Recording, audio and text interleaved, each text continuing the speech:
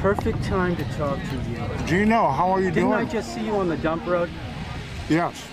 You didn't recognize me in my new rig, did you? No, a new rig, really? That's my new Transit, all decked out. Oh my God. What? You're going to go for a ride with me at some point. We're decking that out with cameras very soon. We're going to do really? drive-by shooting. Wonderful. They're back. Sounds like fun. How's Fun. everything going? Good. It's been a great summer. The weather's been good. Let's tell people what you did most of the summer. What do you do? Well, as Ranger, this is my 25th year as Ranger, and as you know where I live. That's why In it's Cotuh? no. No, you don't live in Cotuh, but you Right. cover Cotuh. No. You don't do that anymore? No. We have a separate Cotuh Ranger who covers Cotuh. Okay, got it. I'm Middlemore, so I'm. You remember across from Quidnet? Yep. Remember my hilltop course. and so Yes. on. So this is my 25th year as Ranger, and let's see, what do? The main thing I do is lead the interpretive walks for the Conservation Foundation. And I've laid out, over the years, I've laid out over 30 different walks, all from literally one end of the island to the other. So that's my favorite thing to do. This year I did pick 17 of my favorite walks. And Okay, give us a couple of top ones and why people should go on that walk. well, geez, that's a hard one because there are so many good ones. There's so many. Just pick There's a couple. So many good ones. What's a good, Well, one of my favorite, especially this time of year? yeah, this time of year, one of my favorite ones, the Western Moors around the Pout Ponds. It's on. How long does it take to walk that? Well, it depends. You can do a short loop, take half an hour, a longer loop. I'm leading a what's called a Rantum Scoop. These are the longer walks that I lead, about 4 miles. And that one I'm leading this coming Wednesday. And I start on Turner Road, which is right across from Russell's Way off the Milestone Road there, Okay, about yeah. halfway to What time does that start? 8:30. And you go in Turner Road, you'll see a couple orange traffic cones. And what I do is I take people up Turner Road, down Barnard Valley Road. There's a sort of a diagonal road that meets back up to Turner Road, up over Altar Rock, and then back around Gibbs Pond. Oh, that's a nice. It's a great walk because you get to see the glacial moraine plus the outwash plain. You get to see Gibbs Pond, the cranberry bogs. When you take people on a walk, when you say interpretive, so you talk about the geology and some of the history of it. Yes, absolutely. So Yeah. a long time ago, we didn't have a lot of scrub oak, right? Wasn't it completely? Well, scrubbed off? yeah, about 150 years ago, we have photographs of the Middle Moors in the 1890s, 1880s, and into the early 1900s. And you look out, there's not a bush. It's all grassland. Because remember, by the 1840s, 1850s, the height of the whaling era, there were over 16,000 sheep that were roaming Nantucket's commons and undivided land. This is all grassland. All the trees had been cut by the 1700s because... Gordon, now I gotta ask you that. That's a good point. So before the sheep came, did it look different than it does now? Well, it's getting back Were there to... big trees? I mean, there were some big trees, yes. but they never came back. No, they did. There's In some places, In some but were places. there more of them? I'm saying, was it more of a tree place? Were there more trees before the sheep? No, definitely. Yeah, there definitely were. And what happened is the first settlers who came here 1659, they came here first to be farmers.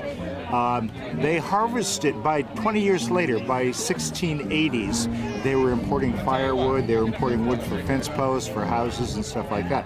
So they had already done a pretty good job on the trees by that point.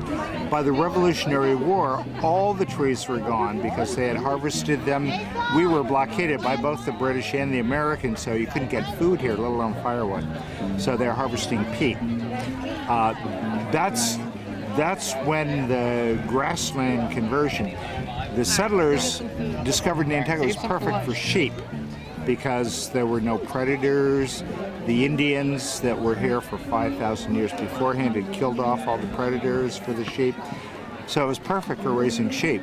And the sheep, by the 1800s, this is all grassland. It's like if you go out to head of the plains today and you see all that little blue stem and all the other grasses that are down there, that's what it looked like back then. So the scrub oak is... Were the sheep just a business and then it would sell the meat and sell it to the mainland, or was it used just for food on the island? Well, remember that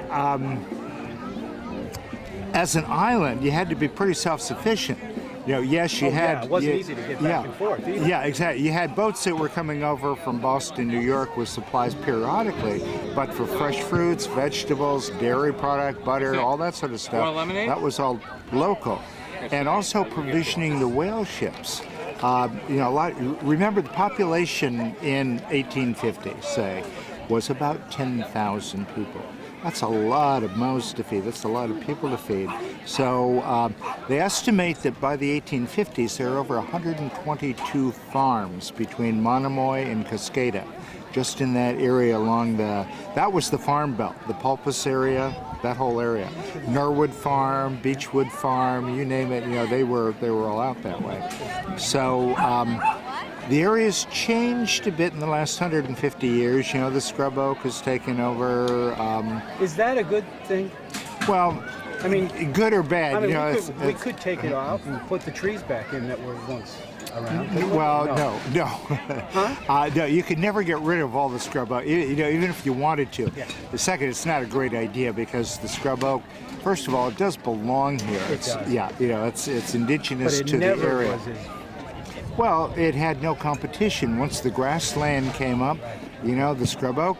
Now, eventually, if, say, all the people left Nantucket, what would happen is eventually the scrub oak would take over. The scrub oak gets to a height of about 15 feet, maybe, 18, but what would happen then is the other bigger trees, the white oaks, the black oaks, the swamp red maples, the tupelos, all of those trees, which are indigenous to the area, would take over. They're taller, so they would ultimately shade out. But we're talking hundreds of years. It would take hundreds of years to do that? Right. Yeah. Interesting. So, I'm so glad we had this little conversation. Yeah. And you must be very happy to have the kind of job. It is incredible. Right? I mean, you get to live in like the most beautiful spot, the most quiet, beautiful, pristine. There's nobody around you. Nobody around. I mean, Off people the who are grid. watching in Maine, and because they do, and we shoot to Maine, this channel. How much open space do we have here, Alan? If you add up all the space that's owned by conservation groups, we have just under 50%. Just under 50%. That doesn't include golf courses and... Right, the private golf courses, the farms, well, except for Slow Six, because what about Bartlett Farm? That doesn't no, although there is a conservation restriction on 100 acres so of that Bartlett's counts. Farm. Yeah, that Okay. counts. Moore's End Farm, the land bank in the Conservation Foundation purchase the farm and we lease it back to Slow Six for, I think it's $1 a year or something like that. So that will always stay in farming, and that's the whole point. But say the airport, that isn't counted. Some of the other public lands. The big news coming up is the FAA property, the 92 acres out in Nantucket. The land bank is about ready to close. We hope to close before the end of October on that 92 acres. And what's going to happen there? That'll be a land bank property. We'll go in and probably put in affordable housing in, right? No. We don't do affordable. That's a whole separate. That's a whole. I had to bring that up. I know. People are thinking that. Well, I know they're thinking that in golf courses too. That's true too, aren't they? Yeah. All right. Well, we're not going to go there today. Well, we can, but golf is a very small part of what the land bank does.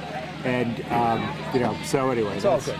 But listen, thanks for. I didn't mean to hold you up on your clam meal. Anytime, Gino. That's great. We'll do it again when I get the car going. There you go. Drive around. Excellent.